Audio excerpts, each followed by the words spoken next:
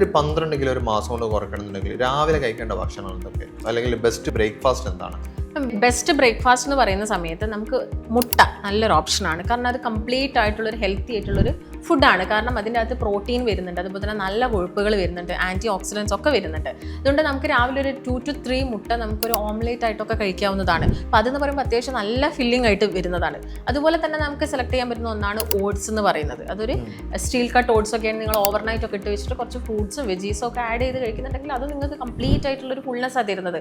ഇല്ലെങ്കിൽ നമുക്ക് മില്ലറ്റ്സ് ഉപയോഗിച്ചിട്ട് പല ഐറ്റംസുകളും ബ്രേക്ക്ഫാസ്റ്റ് ആയിട്ട് നമുക്ക് കഴിക്കാവുന്നതാണ്. ഇനി ഇതൊന്നും പറ്റില്ല, എനിക്ക് രാവിലെ നോർമലി ഉള്ള ഇഡ്ഡലിയോ ദോശയോ ഒക്കെ വേണം നിർബന്ധമുള്ള ആളുകളും ഉണ്ടാവും. അത്തരം ആളുകളൊക്കെ ആണെങ്കിൽ എന്ത് ചെയ്യുക, വളരെ അളവ് അങ്ങ് കുറയ്ക്കുക.